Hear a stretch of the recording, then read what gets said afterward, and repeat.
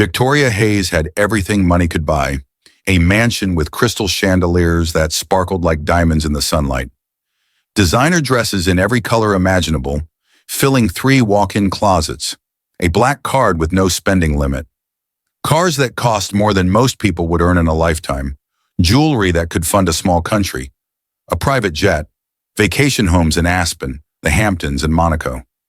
But none of that mattered anymore, because the one thing she thought she had, the one thing that should have been priceless, turned out to be the biggest lie of all: her husband's love.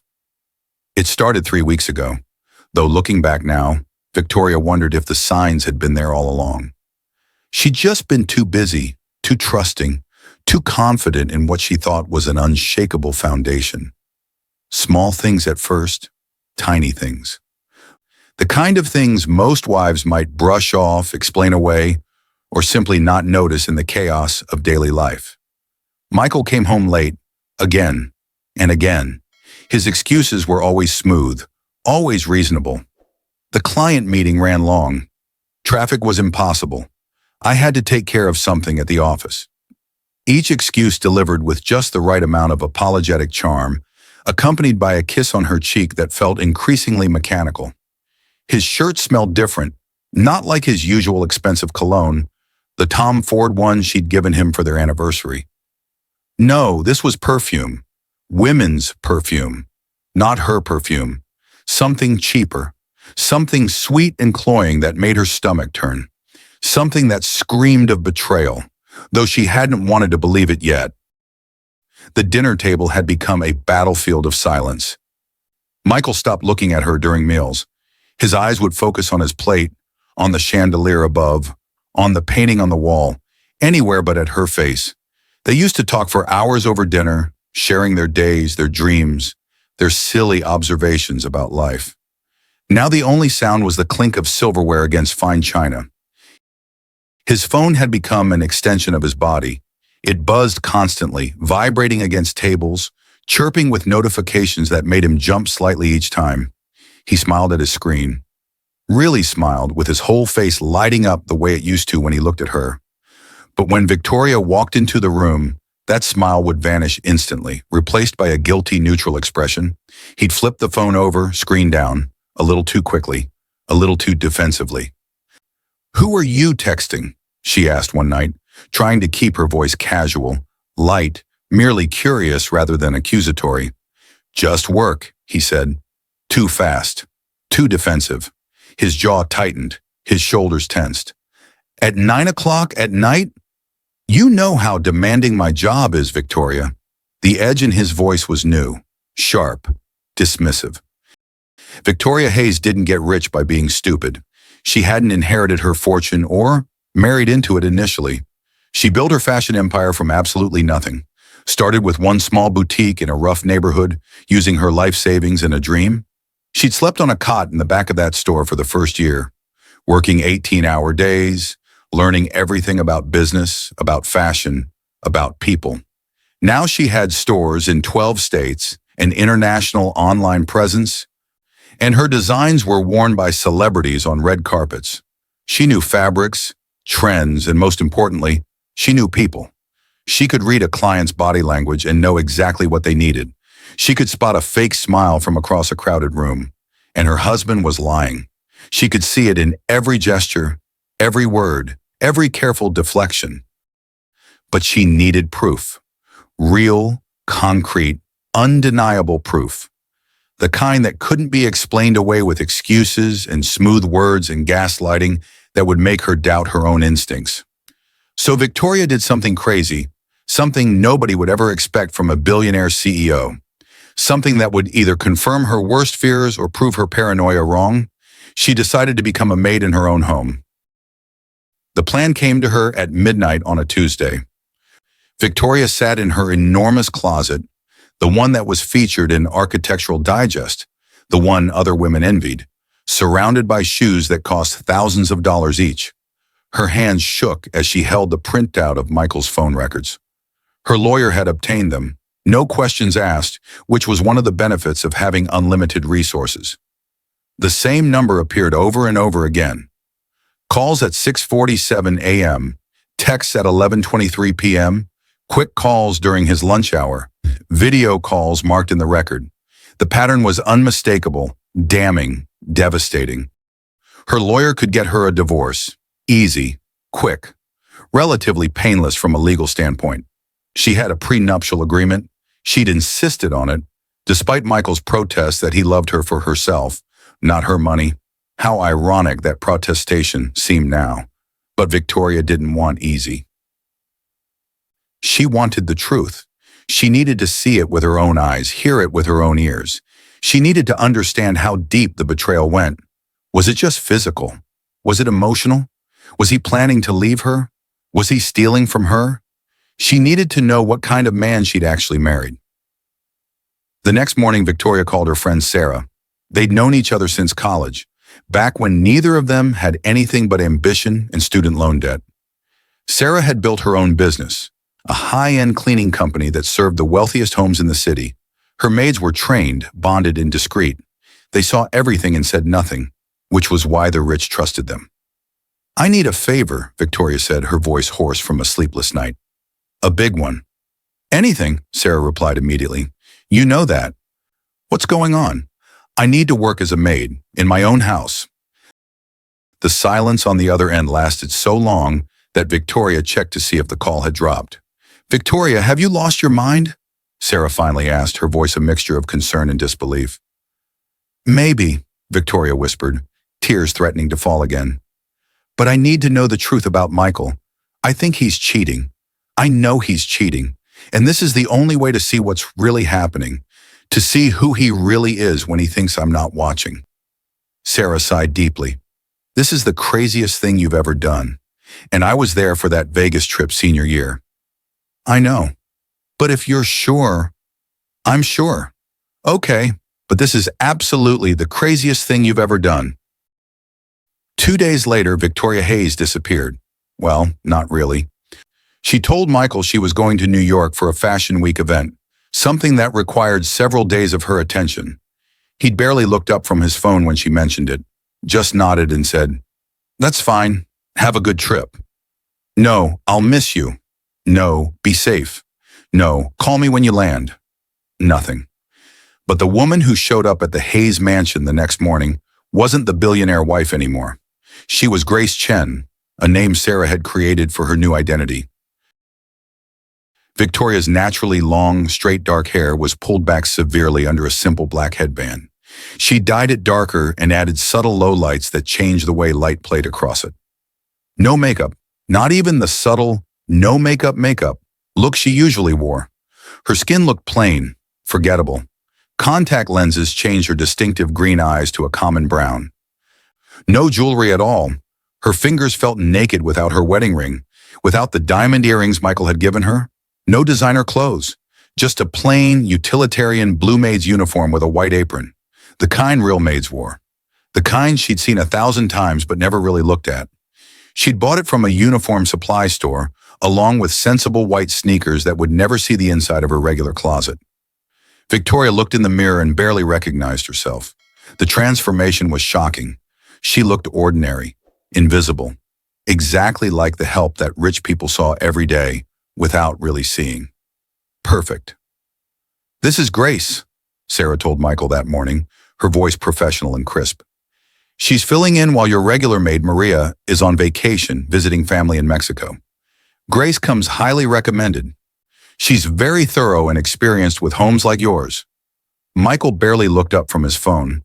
He was sitting at the breakfast bar in the kitchen, Victoria's kitchen, with the imported Italian marble counters she'd spent 3 months selecting, wearing his silk robe and scrolling through his messages. "Fine, whatever," he said dismissively, not even glancing at Victoria's face. Victoria's heart pounded so hard she was certain everyone could hear it. She stood right in front of her husband, the man she'd been married to for 7 years, the man who'd seen her face across a breakfast table thousands of times, the man who'd kissed that face, touched it, whispered that he loved it, and he didn't recognize her. It hurt. It hurt worse than she'd expected, but it also meant her plan would work. It meant she could see the truth. Grace will take excellent care of your home, Mr. Hayes, Sarah continued, playing her role perfectly. She has experience with estates of this size and understands the importance of discretion. Great, Michael said, still staring at his phone, still texting. He was smiling again. That same private smile he used to give Victoria when they were first dating, when every text from her made him light up. Sarah left after giving Victoria a long, meaningful look that said, "Be careful and call me if you need me." And Victoria was alone in her own home as a stranger. The first day was harder than she'd imagined, so much harder.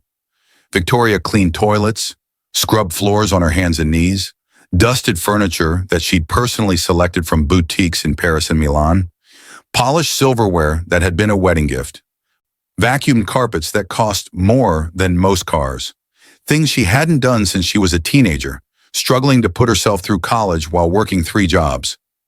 Back when her hands were always rough and red, when her back always ached, when she'd promised herself that one day she'd never have to scrub someone else's floor again. Her back ached after just 2 hours. Her hands turned red and raw despite the gloves. Her knees hurt from kneeling. Her feet throbbed in the sensible shoes. Muscles she'd forgotten she had screamed in protest. But she kept watching, kept listening, kept collecting the pieces of truth.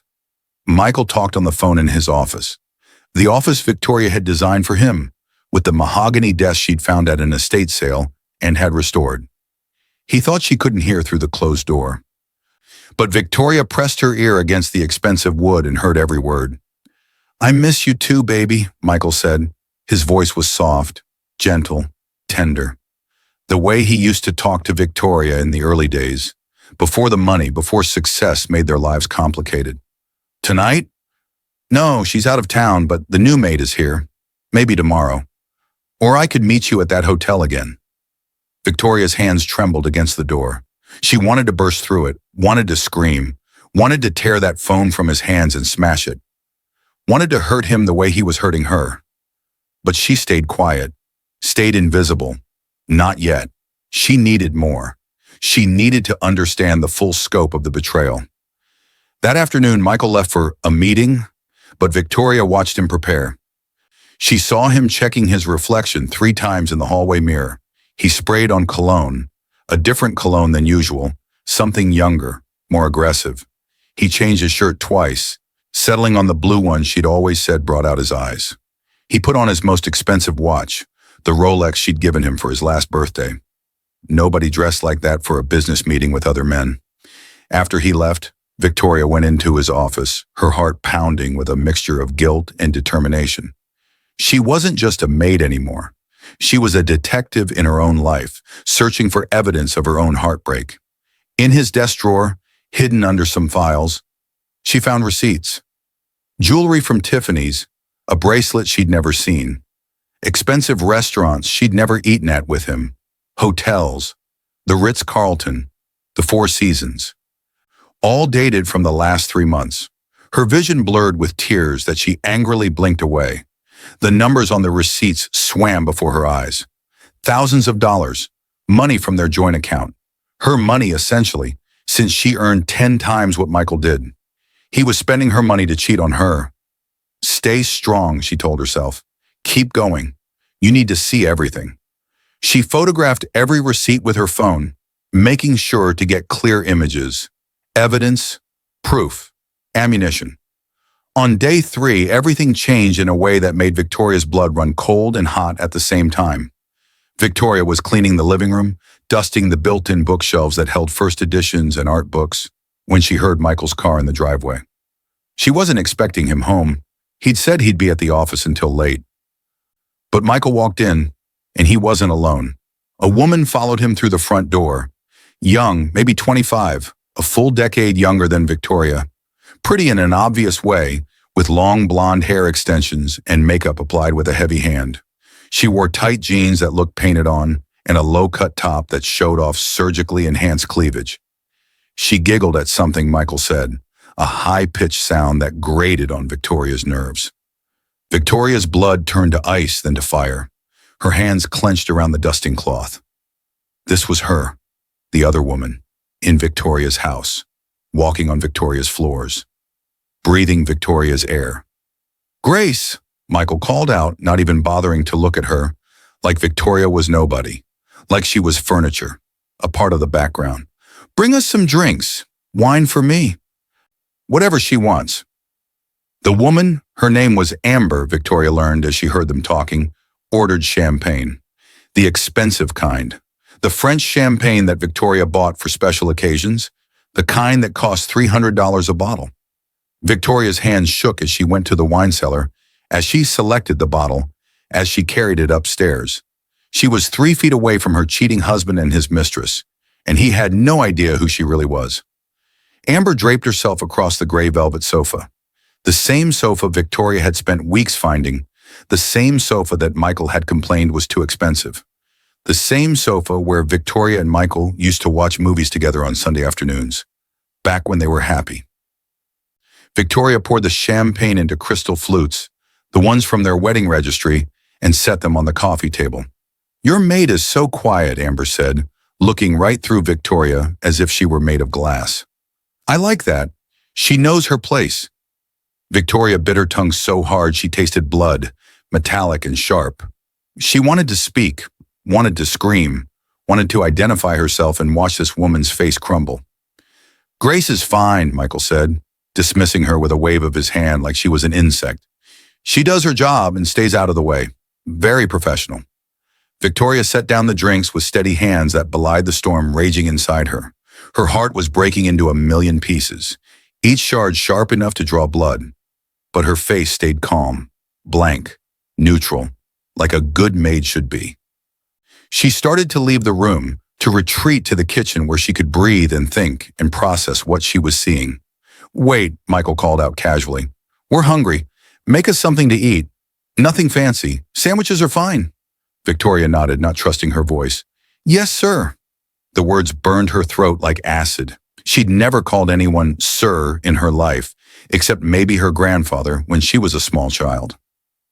She went to the kitchen, her kitchen, with the marble counters she'd designed herself, with the sub-zero refrigerator that cost as much as a small car, with the chandelier she'd picked out in Paris, the one that had taken 3 men a full day to install, and she made sandwiches for her husband and his mistress.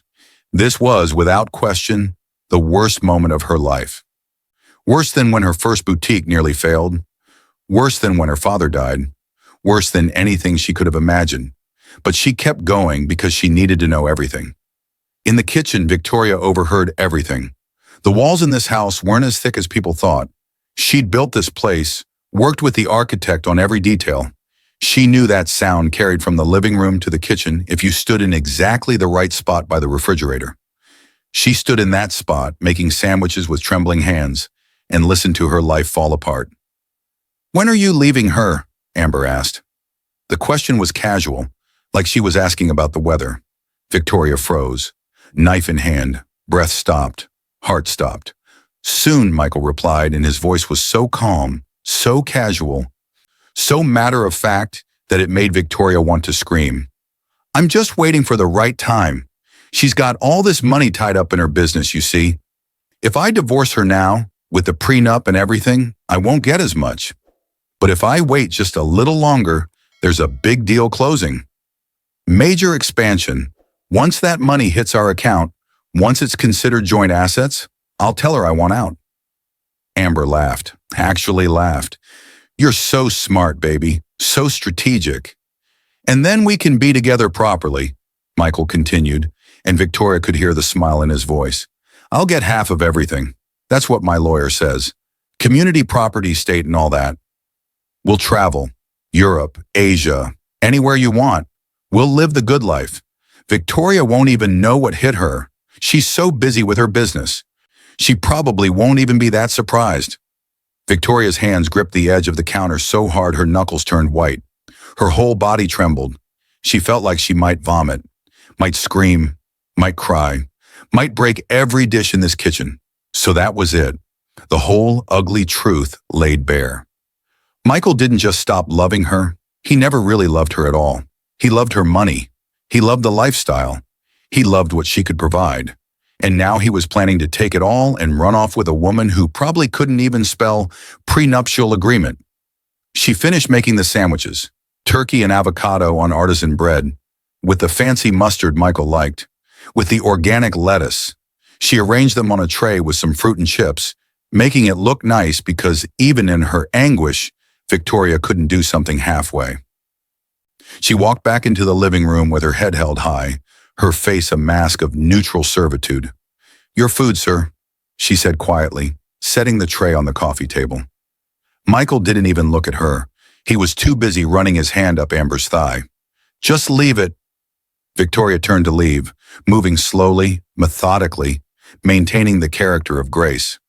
As she reached the doorway, she heard Amber whisper something, her voice carrying in that way drunk people's voices do, even when they think they're being quiet. "Do you think the maid knows English? She looks foreign or something." Michael laughed, actually laughed. "Who cares? She's just the help. Probably doesn't understand half of what we're saying anyway." Victoria walked away down the hall, past the photos of her and Michael on their wedding day, past the art they'd collected together, past all the trappings of a life that had been built on lies. Her eyes burned. Her chest felt tight, like someone was sitting on it. But now she knew everything. Michael was a liar, a cheater, a gold digger, a man who saw her as nothing more than a bank account with a wedding ring. And he was about to learn a very painful lesson about who Victoria Hayes really was. That night, Victoria couldn't sleep. She lay in the guest bedroom of Sarah's house, staring at the ceiling, watching shadows from the street lamps outside play across the plaster. Tomorrow was the big day, the day Michael would discover the truth, the day the mask would come off and Victoria would stop being invisible. But Victoria wasn't done with her performance yet. She had one more scene to play. The next morning, Victoria went back to the mansion one last time, back into the maid uniform that had become like armor, back to being Grace, the invisible woman who cleaned up other people's messes. Michael was in his office, on the phone, probably talking to Amber again, probably planning their future with Victoria's money. Victoria knocked softly on the door. "Excuse me, Mr. Hayes, I need to clean your office." "Not now," he snapped, not even looking up. "I'm busy." "I'm very sorry, sir," Victoria continued, maintaining her quiet, deferential tone. "But there's a strange smell in here. I think maybe a pipe is leaking or something is wrong with the air conditioning. It will only take a minute to check." Michael sighed loudly, dramatically, like she was asking him to move a mountain. "Fine, make it quick." Victoria walked in slowly, carrying her cleaning supplies. She started dusting, moving around the room with methodical care, moving closer to the desk, closer to him. And then she did something bold, something risky, something that felt both terrifying and necessary. She picked up a framed photo on Michael's desk. It was a picture of their wedding day, Victoria in a white Vera Wang dress that had cost $40,000. Michael in a custom tuxedo, both smiling, both looking so happy, both looking so in love. How young they'd been, how naive Victoria had been. "Beautiful couple," Victoria said softly, her voice still Grace's voice, but with something else underneath. Michael glanced up briefly. "Yeah, that's my wife. She's very pretty," Victoria continued, studying the photograph like she'd never seen it before. "You must love her very much." Michael's face changed slightly. He looked uncomfortable, shifting in his chair. "Sure, of course." "Do you treat her well?" Victoria asked. Her voice was still quiet, still respectful. But there was something else there now, something sharp, something dangerous.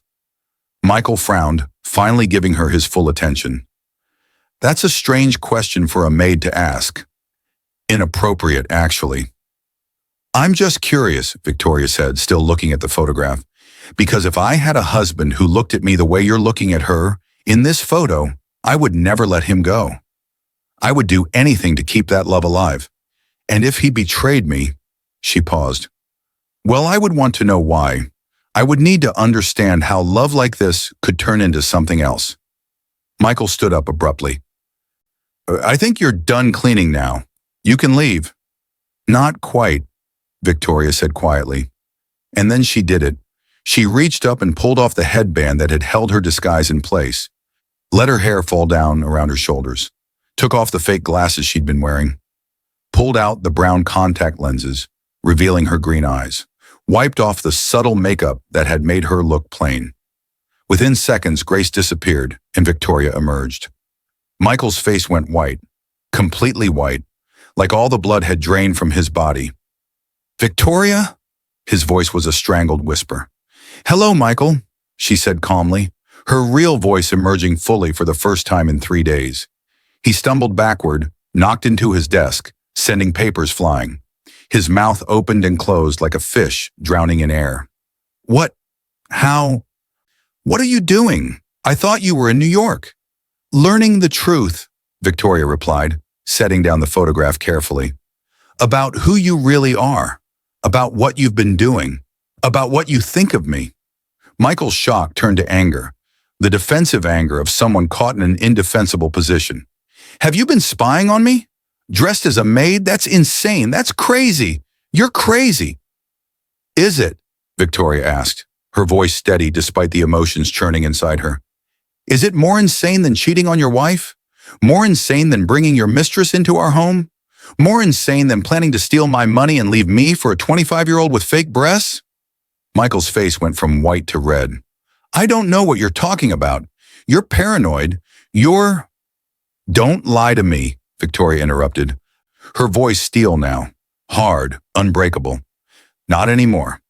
I heard everything, Michael. Amber and her charming personality. The plan to wait for my business deal to close so you can get more money in the divorce? Taking half of everything. Running away together to live the good life on my earnings. I heard it all. Every word, every laugh, every casual betrayal." Michael's shoulders slumped. He sat down hard in his chair, all the fight draining out of him as he realized there was no escape. "Victoria, I can explain—" "No," she interrupted sharply. "You can't. There's no explanation that makes this okay. There's no excuse that justifies it. You betrayed me. You used me. You treated me like I was invisible, like I didn't matter, like I was just a resource to be exploited. And worst of all," her voice cracked slightly, "worst of all, you made me doubt myself.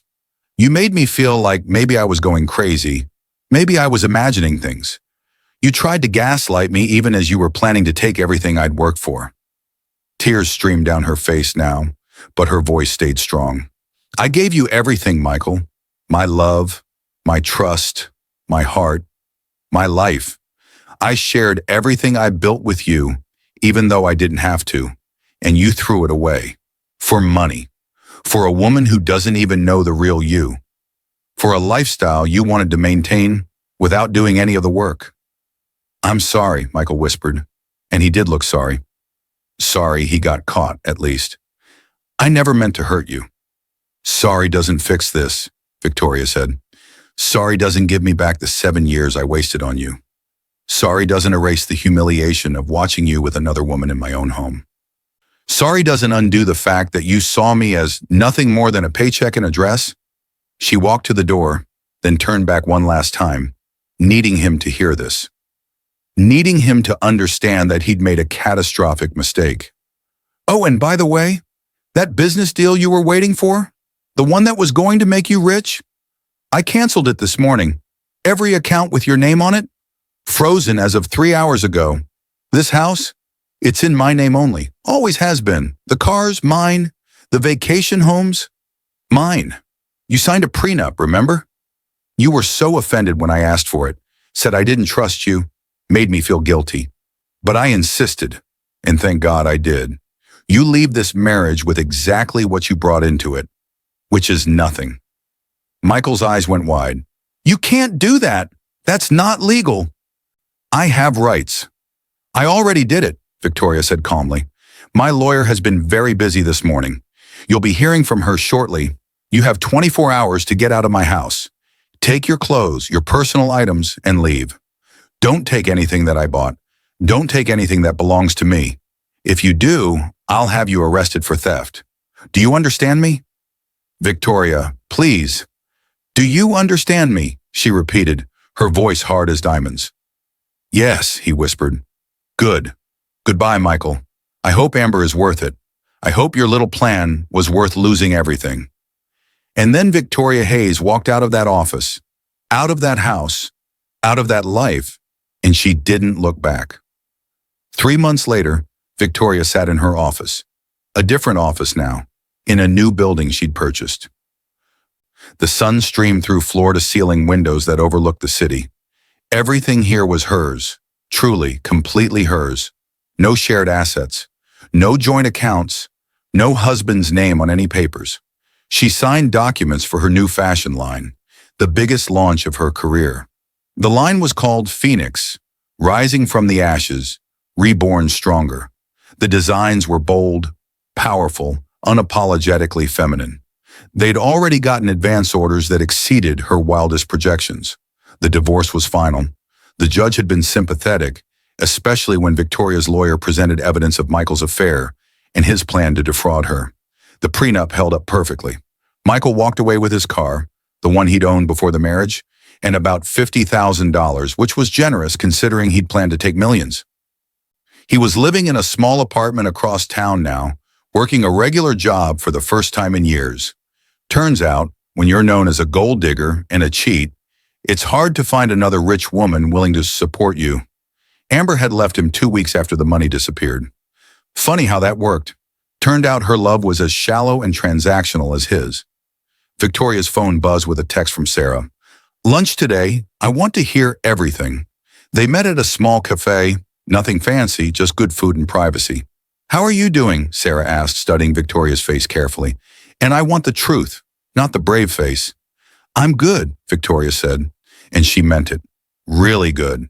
Better than I've been in years, actually. "Really? Really, it's like..." Victoria paused, searching for the right words.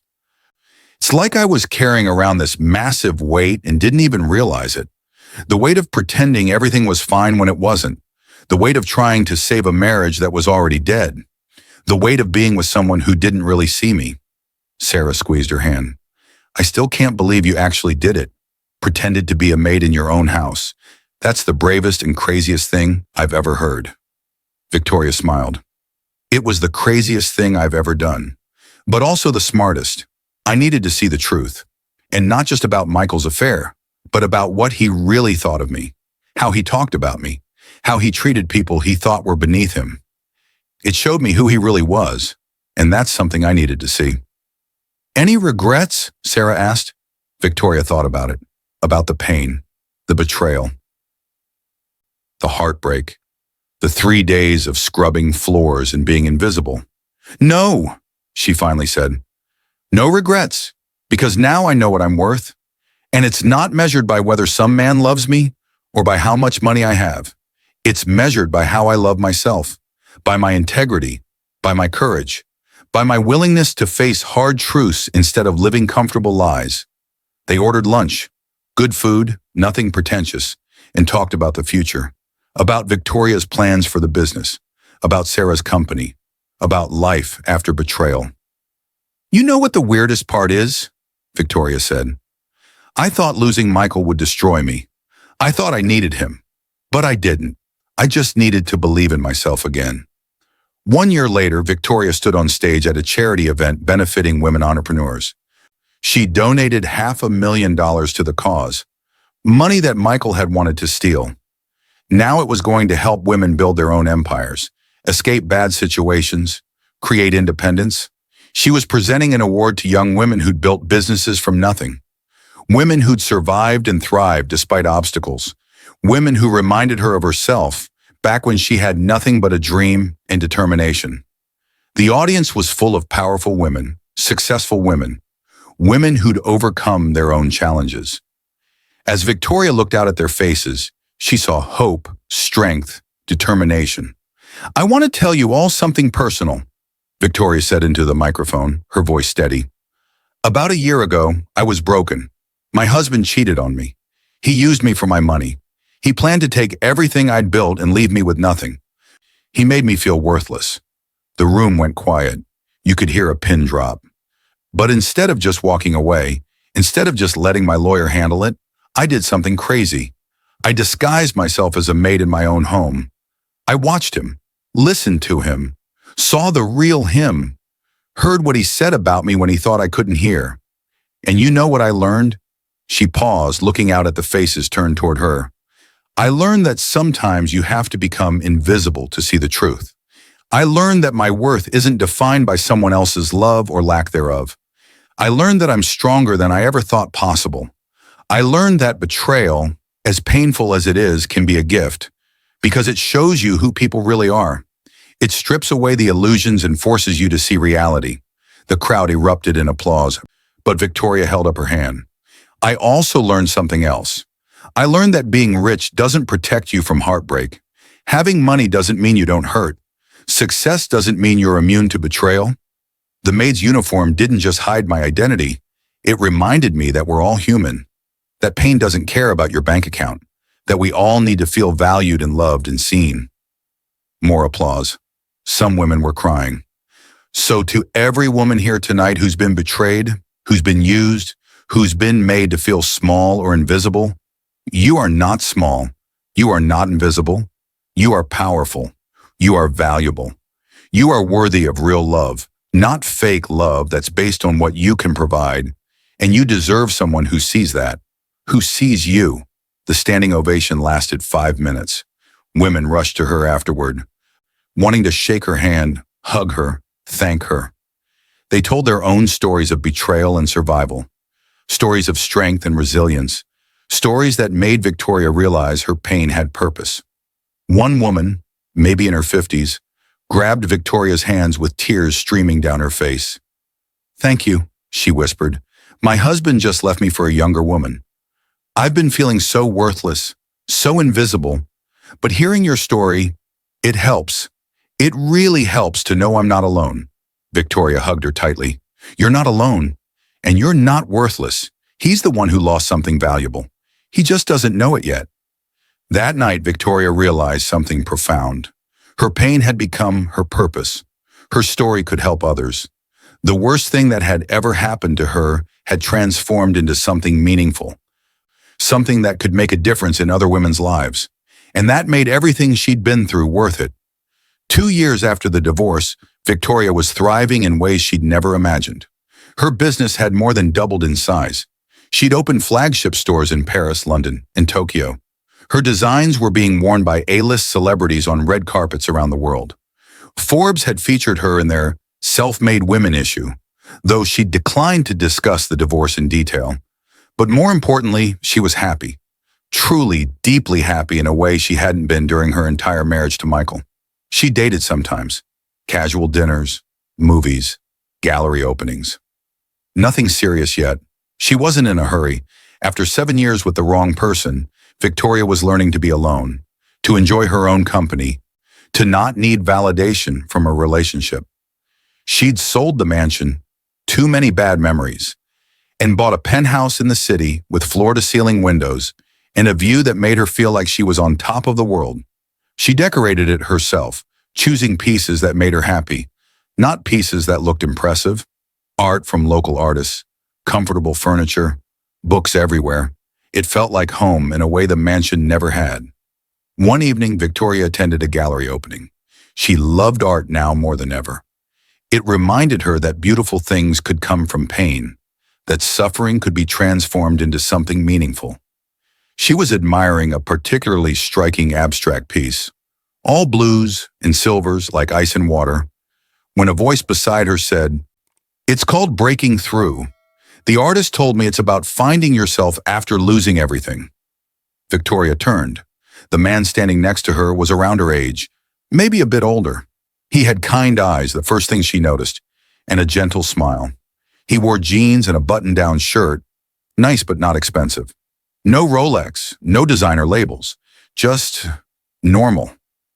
"That's beautiful," Victoria said. "The concept, I mean, not just the painting." "I'm Daniel," he said, extending his hand. "I teach art at the community college. Some of my students have pieces in this show." "Victoria." She shook his hand, noticing he had paint under his fingernails. Real paint, from actually creating things. They talked for over an hour, about art, about teaching, about his students and how much he loved watching them discover their creativity. Daniel spoke with such passion, such genuine enthusiasm, that Victoria found herself smiling in a way she hadn't in years. I don't have much money, he admitted over coffee afterward, looking slightly embarrassed. Teachers don't get paid enough, but I love what I do. I love helping kids, especially kids from tough backgrounds, discover that they have something valuable inside them, that they can create beauty even when their lives are hard. Victoria felt something warm spread through her chest. That's beautiful. Doing what you love, making a difference. That's worth more than money. Daniel looked at her carefully, like he was trying to figure her out. You don't meet many people who think like that. Most people care about success, status, what you have, not who you are. I used to know someone like that, Victoria said quietly, memories of Michael flickering through her mind. It didn't end well. They talked for 3 more hours, about dreams and disappointments, about what matters in life, about art and creativity and finding purpose. Victoria found herself telling him about her business, about building it from nothing, about the satisfaction of creating something meaningful. When Daniel walked her to her car, he stopped and stared. That's a really nice car, he said, looking at her Bentley with wide eyes. Victoria laughed. Really laughed. I should probably tell you something. She explained everything. Who she was, her company, her wealth. And because she didn't want any secrets, she told him about Michael, about the betrayal, about the Maid disguise, about learning the hard way that money doesn't buy love or loyalty. Daniel listened quietly, his expression thoughtful. When she finished, he was silent for a long moment. That Maid disguise thing? He finally said. That took real courage. Most people would have just hired a private investigator, gotten the evidence, and left. But you needed to see it yourself. You needed to understand. I respect that. It shows character. Victoria felt tears prick her eyes. Not sad tears, something else. Relief, maybe, or hope. Would you like to have dinner sometime? Daniel asked. Somewhere nice, I'll pay. Well, I'll try to pay. Unless we go somewhere too fancy, then you might have to help out. He grinned.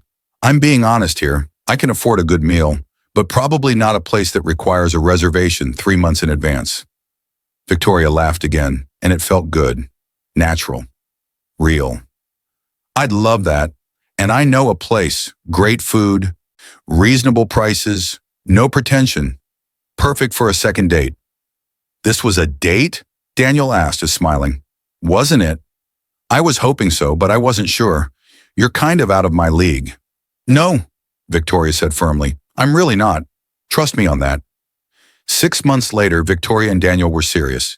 He'd been hesitant at first about the wealth gap between them, worried that he couldn't contribute equally, that people would think he was another Michael. But Victoria saw the difference immediately. Daniel insisted on paying for dates even when it stretched his budget. He refused to let her buy him expensive things. When she tried to give him a new laptop, his was ancient and barely worked. He politely declined until she explained that she couldn't stand watching him struggle with technology from 2010. I'm not Michael, he said firmly one night when they were discussing moving in together. I don't want your money. I don't need your money. I have my own income. It's not millions, but it's honest and it's mine. If we live together, I'm paying half of everything. Rent, utilities, groceries. Half. Victoria cried when he said that. Happy tears this time. Okay, she said, but we're not living in the penthouse then. We'll get a place that's reasonable for both our incomes. Something we can both afford. Daniel looked shocked. You'd leave your penthouse for me? It's just a place, Victoria said. You're a person, a good person, a real person. You're worth more than any penthouse. They found a beautiful 2-bedroom apartment. Not a mansion, not a penthouse.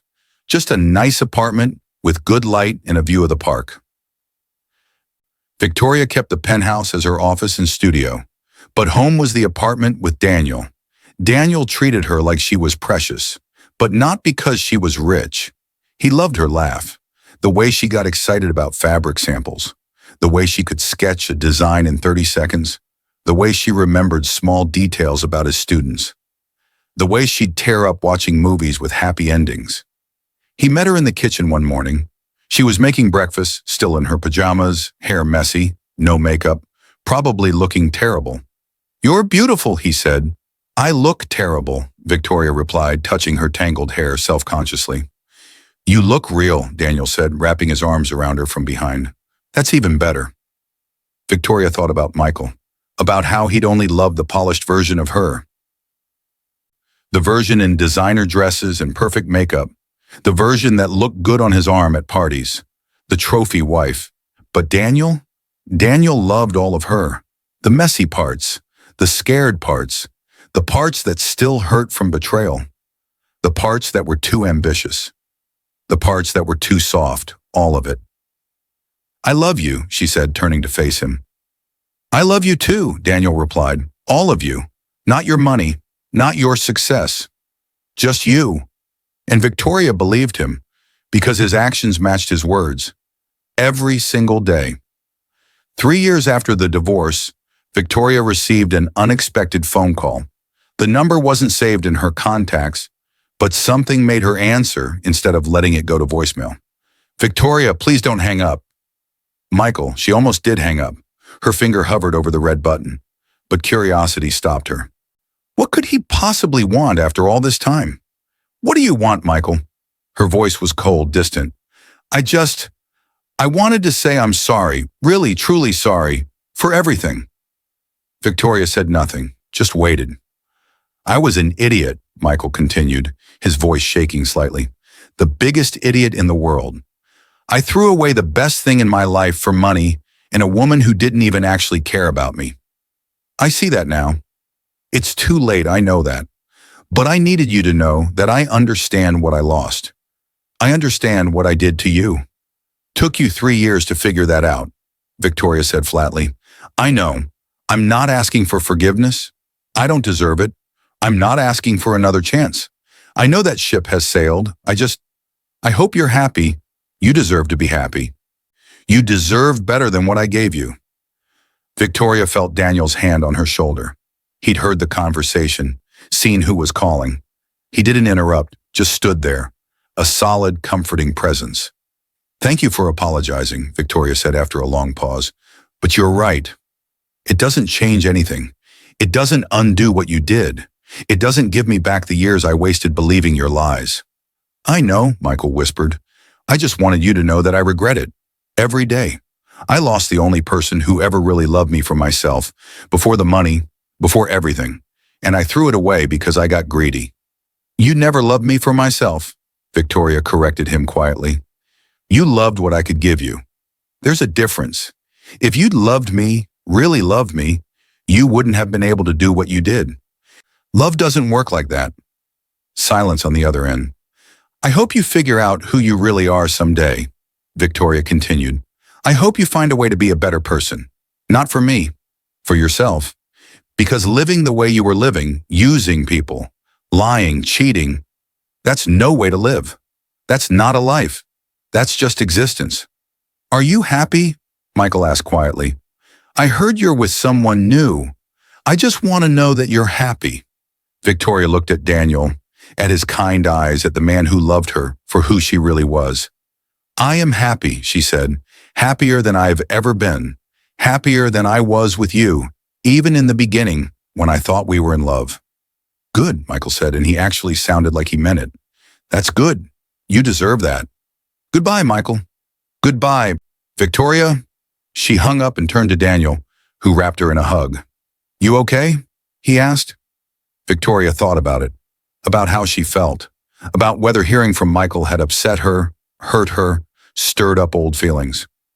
I'm fine, she said, and meant it. Actually, I'm more than fine. That call made me realize something. What's that? That I'm completely over him. Like completely. Hearing his voice didn't hurt. It didn't make me angry. It just was. He's part of my past, but he has no power over my present, and that feels amazing. Daniel kissed her forehead. You've come a long way. We've come a long way, Victoria corrected gently. You helped me heal. You showed me what real love looks like, what real partnership means. We're partners, Daniel agreed, in everything, always. And Victoria knew he meant it. 5 years after the divorce, Victoria and Daniel got married. It was nothing like her first wedding. No massive cathedral, no 500 guests, no $10,000 dress. They got married in a small garden, surrounded by close friends and family. Maybe 40 people total. Victoria wore a simple white dress she'd designed herself. Elegant, understated, comfortable. Daniel wore a nice suit, and he cried when he saw her walking toward him. Sarah was her maid of honor, of course. She gave a speech that made everyone laugh and cry. 5 years ago, Victoria called me with the craziest idea I'd ever heard. Sarah said she wanted to pretend to be a maid in her own house, and I thought she'd lost her mind. But you know what? That crazy idea changed her life. It showed her the truth. It forced her to face something painful so she could get to something beautiful. And now, looking at her and Daniel, I see what real love looks like. I see what partnership means. I see two people who actually see each other, really see each other. When it was time for vows, Victoria had written her own. Daniel, she said, her voice steady despite the tears in her eyes. When you met me, I was broken, not destroyed, but cracked, still healing from betrayal, still learning to trust. And you were so patient, so kind, so real. She paused, collecting her thoughts. I promise to always be myself with you. No disguises, no pretending, no hiding. Just me, the real me. The messy, ambitious, sometimes scared, sometimes too loud me. Because you taught me that being real is better than being perfect. That being seen is better than being admired. That being loved for who you are is worth more than all the money in the world. Daniel squeezed her hands, tears running down his face. I promise to be your partner, Victoria continued. Not your trophy, not your bank account, not your accessory, your partner. In good times and bad times. When my business is thriving and when it's struggling. When we have plenty and when we have to budget. Through everything. She smiled through her tears. I promise to never take you for granted. To never make you feel invisible. To see you, really see you, every single day. Because you deserve that. And I'm so grateful that I get to spend my life with someone who actually knows me, the real me, and loves me anyway. There wasn't a dry eye in the garden. Daniel's vows were equally moving. He promised to always respect her, support her dreams, and remind her of her worth on days when she forgot. He promised to be honest, to be present, to be real. I'm not rich, Weedy said. I probably never will be, but I'm rich in the ways that matter. Rich in love for you. Rich in respect for who you are. Rich in gratitude that you chose me. And that's worth more than any amount of money. The ceremony was beautiful, simple, real. Everything her first wedding wasn't. At the reception, held in Sarah's backyard, catered by a local restaurant, nothing fancy, Victoria looked around at the people she loved, real friends, family who'd supported her through everything, colleagues who respected her work, not her wealth. Daniel pulled her onto the makeshift dance floor for their first dance. No fancy ballroom, no orchestra, just a good song and two people in love. Happy? He asked as they swayed together. So happy, Victoria replied. This is perfect. This is real. This is everything I never knew I wanted. No regrets about the small wedding? We could have done something bigger. I know you could afford. Stop, Victoria interrupted gently. This is exactly what I wanted. All those years ago, my first wedding was huge and expensive and impressive, and the marriage was a disaster. This wedding is small and simple and real, and this marriage is going to be amazing, because it's based on truth, not appearances. Daniel smiled. You're amazing, you know that? We're amazing, Victoria corrected. Together. 10 years after the divorce, Victoria did something unexpected. She wrote a book. It was called The Billionaire Maid, How I Caught My Cheating Husband and Found Myself. Her publisher had been begging her for years to write her story. Victoria had always refused, feeling like it was too personal, too raw, too painful to share with the world. But Daniel encouraged her. Your story could help people, he said. Think about all those women at your speaking events who thanked you for sharing. Think about how many more you could reach with a book. So Victoria wrote it. Every painful detail, the betrayal, the made disguise, the heartbreak, the recovery, the lessons learned. But she also wrote about the good parts, about meeting Daniel, about learning what real love looked like, about rebuilding her life stronger than before. The book became a bestseller within 2 weeks of release. It hit every major list. Women everywhere read it, shared it, reviewed it, thanked her for it. Victoria did a book tour, speaking at bookstores and libraries across the country. At every event, women lined up to tell her their own stories. Stories of betrayal and survival. Stories of heartbreak and healing. Stories of finding themselves after losing everything. One woman, maybe in her 30s, waited until everyone else had left. She approached Victoria's signing table with tears streaming down her face. "I just caught my husband cheating," she said, 2 weeks ago. "I'm devastated. I didn't know what to do. And then I found your book, and it saved me. It reminded me that I'm strong, that I'll survive this, that there's life after betrayal." Victoria stood up and hugged her. Really hugged her. Not just a polite hug, but a real embrace. "You will survive," Victoria said firmly. "You will more than survive. You'll thrive. You'll discover parts of yourself you didn't know existed. You'll find strength you didn't know you had. And someday you'll look back on this moment and realize it was the beginning of your real life, not the end." The woman sobbed in her arms. "Thank you. Thank you for sharing your story. Thank you for being brave enough to tell the truth." Victoria realized in that moment that everything she'd been through, all the pain, all the humiliation, all the heartbreak, had a purpose. It wasn't just about her. It was about every woman who'd been betrayed, who'd been used, who'd been made to feel worthless. Her pain had become a gift she could give to others, a roadmap, a reminder that survival was possible. Victoria became a sought-after speaker. Not just at charity events, but at women's conferences, business seminars, empowerment events. People wanted to hear her story, wanted to learn from her experience, wanted to understand how she transformed pain into purpose. At a major women's conference in Chicago, Victoria stood on the stage in front of 5,000 people. "I want to talk about invisibility," she said into the microphone, "about how I made myself invisible to see the truth, but also about how women are made to feel invisible every day." The audience was silent, attentive. "When I put on that Maid uniform, I disappeared. My husband didn't see me. His mistress didn't see me. I was just part of the background, just the help. And you know what? That's how a lot of women feel in their own lives. Invisible, unappreciated. Taken for granted." Heads nodded throughout the audience. "But here's what I learned. Being invisible for those 3 days was a choice, a strategic choice. I made myself invisible to gather information, to learn the truth, to prepare for battle. But in life, in relationships, in the workplace, we should never have to be invisible. We should be seen, heard, valued, respected." Applause rippled through the crowd. So my message to you today is this: refuse to be invisible. Refuse to be taken for granted. Refuse to let anyone, husband, boss, friend, family member, treat you like you don't matter. Because you do matter. Your thoughts matter. Your feelings matter. Your contributions matter. You matter. The applause grew louder. And if someone in your life is making you feel invisible, if someone is taking advantage of your kindness, your love, your generosity, then maybe it's time to do your own investigation. Maybe not literally in a Maid uniform. She paused for laughter. But emotionally, mentally, ask yourself, is this relationship mutual?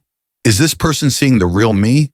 Am I being valued for who I am or for what I provide? Those are hard questions, Victoria continued, but they're necessary questions. Because living a lie, even a comfortable lie, is no way to live. Truth is always better than illusion. Always. After the speech, the line of women wanting to talk to her stretched around the convention center. Victoria stayed for 4 hours, talking to every single person who wanted to share their story. 15 years after the divorce, Victoria looked at her life and felt genuine contentment. Not just happiness, but deep, soul-level contentment. Her business was still thriving. She'd expanded into home goods, launching a line of elegant but affordable products that brought her design aesthetic to everyday people. She'd created a foundation that gave grants to women starting businesses, focusing on women leaving abusive relationships or rebuilding after divorce. She and Daniel had two beautiful children, a daughter named Grace, a private tribute to her alter ego, and a son named James. She was teaching them about honesty, integrity, self-worth, teaching them to value character over wealth, truth over appearance, realness over perfection. One evening, teenage Grace asked her about the story. She'd heard bits and pieces, knew there was a book, but Victoria had wanted to wait until her daughter was old enough to understand the complexity. "Mom, did you really dress up as a maid to catch Dad? I mean, your ex-husband. Cheating?" Victoria and Daniel exchanged glances. They'd agreed to be honest with their children when the time came. "Yes," Victoria said. "I did. That's either really brave or really crazy," Grace said. "I can't decide which," Victoria laughed. "Probably both. It was definitely crazy, but it was also necessary. I needed to know the truth. I needed to see it with my own eyes." "Weren't you scared?" Grace asked. "Terrified," Victoria admitted. "Every moment, scared of what I'd find, scared of being recognized, scared of having my worst fears confirmed. But you know what? The fear of living a lie was worse than the fear of discovering the truth." "That's actually pretty deep, Mom," Victoria smiled. "Here's what I want you to understand, sweetheart. That experience taught me that sometimes the bravest thing you can do is face something you're scared of.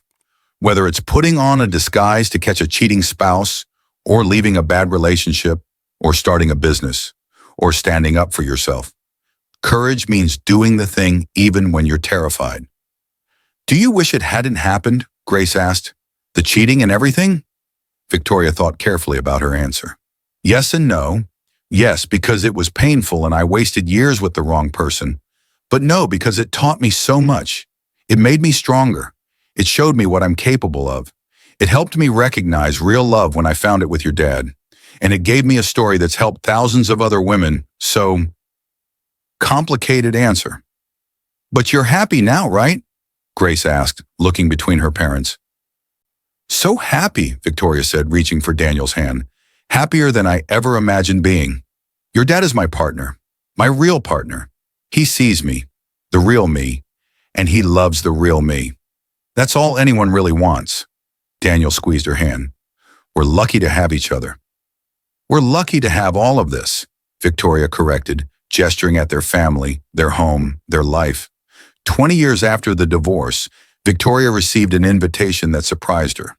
It was from a women's prison, asking if she'd come speak to inmates who were taking business classes as part of a rehabilitation program. Many of these women, the letter explained, had been in abusive relationships, had made bad choices because of bad partners, were trying to rebuild their lives and their self-worth. Victoria didn't hesitate. "I'll do it." Standing in front of 40 women in orange jumpsuits, Victoria felt nervous in a way she hadn't felt in years. These women had lost everything: their freedom, their families, their futures. What could she possibly say that would matter? But then she looked at their faces and saw herself, saw the same pain she'd felt, the same betrayal, the same loss of identity. "My name is Victoria," she began. 20 years ago, I was a billionaire married to a man who was cheating on me. I had everything money could buy, but I felt worthless. I felt invisible. I felt like maybe I deserved what was happening to me." The women listened intently. "So I did something crazy. I disguised myself as a maid in my own house to spy on my husband. And you know what I learned? I learned that wealth doesn't protect you from pain. Success doesn't protect you from betrayal. Having money doesn't mean you have value." She paused, letting that sink in. "But I also learned that you are not defined by what happens to you. You're defined by how you respond to it. You're defined by whether you choose to let betrayal destroy you or transform you. You're defined by whether you choose to stay invisible or demand to be seen." One woman raised her hand. "But how do you rebuild when you've lost everything? When you've made so many mistakes?" Victoria smiled sadly. "One day at a time, one choice at a time, one moment of courage at a time. You start by deciding that you matter, that your life has value, that your story isn't over yet." She spent 3 hours with those women, answering questions, listening to stories, offering hope and practical advice. When she left, several women thanked her with tears in their eyes. You made me feel like maybe I'm not worthless, one woman said. Like maybe I can rebuild. You absolutely can, Victoria said firmly. I believe in you. Now you need to believe in yourself. Driving home that night, Victoria reflected on her journey. From billionaire to maid to divorcee to author to speaker to mother. Each role had taught her something. Each experience had shaped her. She thought about Michael sometimes, wondered if he'd ever found peace, ever figured out who he really was beneath the lies and schemes. She didn't wish him harm. She didn't wish him well exactly. She just didn't wish about him much at all anymore. He was a chapter in her story, but not the story itself. Her story was about survival, about transformation, about discovering that your worth doesn't come from a man's love or a bank account balance. It comes from knowing yourself, valuing yourself, being yourself. That night, Victoria sat on her porch with Daniel, watching the sunset like they did most evenings. Their children were inside, doing homework and arguing about what to watch on TV. Normal family chaos, beautiful, mundane, real. Do you ever think about it? Daniel asked, the question he still asks sometimes. About what happened with Michael? About the Maid thing? Sometimes, Victoria admitted, but not with pain anymore. Now it's just a memory, a lesson, a story I share to help other people. Who are you now? Daniel asked. If you had to describe yourself in one sentence, who is Victoria Hayes? Victoria thought about it, really thought about it. After all these years, after all this growth, after all this healing, who was she? I'm a woman who knows her worth, she finally said. A woman who chose truth over comfort. A woman who survived betrayal and came out stronger. A woman who found real love and real partnership. A woman who turned her pain into purpose. A woman who refuses to be invisible. A woman who finally, completely, totally knows and loves herself. She turned to Daniel. But most importantly, I'm me. Finally, authentically, unapologetically me. And that's the greatest gift of all. Daniel kissed her forehead. I love you. The real you. All of you. I love you too. They sat in comfortable silence, watching the sky turn from orange to pink to purple to deep blue. Stars began appearing, one by one, tiny lights in the darkness. Victoria thought about that day she put on the maid uniform. That desperate, terrifying day when she made herself invisible to see the truth. It was the hardest thing she'd ever done. It was also the best thing. Because sometimes you have to lose yourself to find yourself. Sometimes you have to become invisible to understand how to be truly seen. Sometimes you have to face your worst fears to discover your greatest strengths. And finding yourself, really, truly finding yourself, is worth everything. On Victoria's 60th birthday, surrounded by family and friends, someone asked her what advice she'd give to her younger self. I'd tell her that the maid uniform was brilliant, Victoria said with a laugh. But I'd also tell her that she didn't need proof. That when your instincts tell you something is wrong, they're usually right. That it's okay to trust yourself. She paused, getting more serious. I'd tell her that the divorce wasn't the end of the world, even though it felt like it. That there was a whole beautiful life waiting on the other side of that pain. That she was stronger than she knew, braver than she thought, more valuable than any man's opinion of her. What about advice for other women? Someone else asked. Victoria smiled. Never make yourself invisible unless it's a strategic choice. Know your worth. Don't settle for someone who doesn't see you. And if you ever need to put on a maid uniform to discover the truth. She paused for laughter. Make sure you're prepared for what you might find, because the truth will set you free. But first it might break your heart. But broken hearts heal, she continued. They heal stronger. And sometimes what feels like an ending is actually a beginning. Sometimes the worst thing that happens to you becomes the thing that changes your life for the better. Sometimes you have to fall apart to come back together as your best self. She looked around at everyone gathered to celebrate her. Daniel, her children, her grandchild, her friends, her colleagues, the women she'd mentored over the years. The billionaire maid taught me something important, Victoria said. She taught me that we all wear masks sometimes. We all pretend to be someone we're not. But the goal should be to get to a place where you don't need the mask anymore, where you can just be yourself, messy, imperfect, real. She raised her glass. So here's my toast on my 60th birthday, to truth over illusion, to courage over comfort, to self-worth over approval, to being seen over being admired, and to never, ever making yourself invisible unless it serves your purpose. To Victoria, everyone cheered. As the party continued, Victoria stepped outside for a moment of quiet reflection. She thought about everything: the betrayal, the disguise, the divorce, the healing, the love, the growth, the purpose she'd found in sharing her story. If she could go back and change things, would she? Would she skip the pain, the heartbreak, the humiliation of those 3 days as a maid in her own home? No, she realized, she wouldn't change a thing. Because that experience made her who she was. It taught her lessons that couldn't be learned any other way. It showed her strength she didn't know she had. It led her to real love. It gave her a story that had helped thousands of women find their own strength.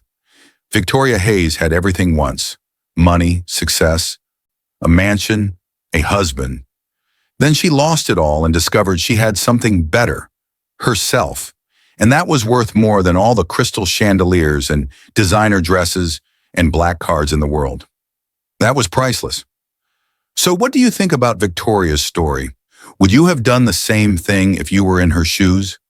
Would you have had the courage to pretend to be a maid to catch a cheating spouse, or would you have handled it differently? Victoria's journey reminds us that sometimes the greatest act of courage is seeking the truth, even when we're terrified of what we might find.